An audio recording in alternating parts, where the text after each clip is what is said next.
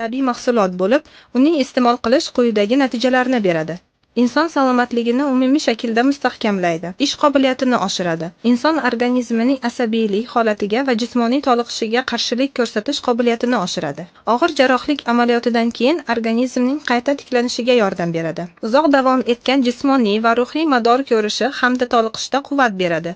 Asab kasalliklari va uyqusizlikni davolashda foyda beradi. Mushak to'qimasida mioglobin moddasi yig'ilishiga yordam berib, muskul quvvatini va jismoniy chidamlilikni oshiradi. Testosteron moddasi ajralib chiqish jarayoniga yordam beradi. Bosh miyada qon aylanishi yaxshilaydi. Har xil yoshdagi odamlarning xotirasini kuchaytiradi. Bavosil, ya'ni gemoroy va jinsiy quvvatsizlikda yaxshi yordam beradi. Qon bosimini mo'tadillashtirib, yurak qon tomirlari, oshqozon ichak faoliyati va qon aylanishini yaxshilaydi. Organizmdan zaharli moddalarni chiqarib tashlashga yordam beradi. Markaziy asab tizimining faoliyatini yaxshilaydi. Erkak kishining ikkinchi yuragi bo'lmish prostata bezining adenoma, prostatit va jinsiy quvvatsizlik kabi kasalliklarida yaxshi